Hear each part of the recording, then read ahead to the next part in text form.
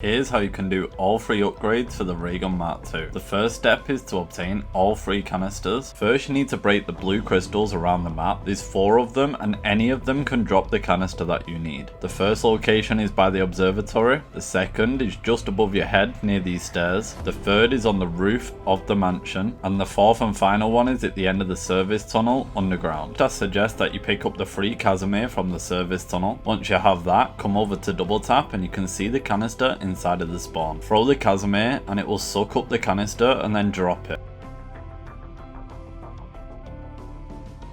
Come down to the mainframe area and check if this sign has an A or a B. After that, get 2 tomahawks and follow where I go.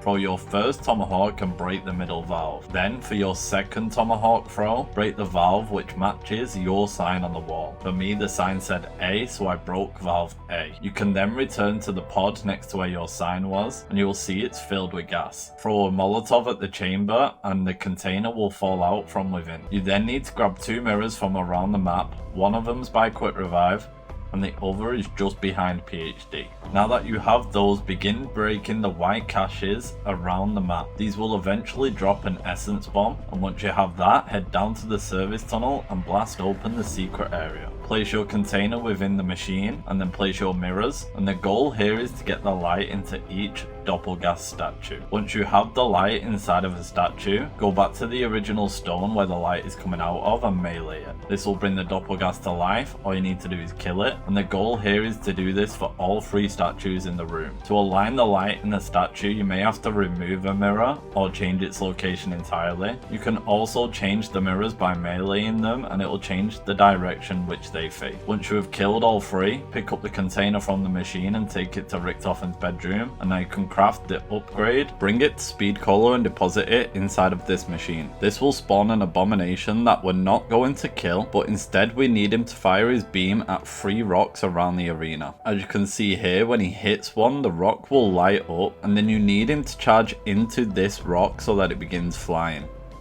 Do this for all 3 rocks and immediately a portal will open in the middle of the arena. Defend this portal from the vermin, and once you complete, return to the canister, pick it up, and then you can use this canister to craft your upgraded Raygun Mark II. I used the bench in the service tunnel. The next step is to find and shoot 4 plants around the map with either the Raygun or the napalm ammo mod. These will then drop a seed for you to pick up and you need 4 of them. Here is some of the spawns that I'm aware of. If these aren't all of the spawn, please check the comments for more, and be sure to check around in the corners near some of these current spawns. These are all of the ones that I've seen so far and there can't be many more. Once you have all 4 seeds from the plants, come down to the observatory and you can place the canister here.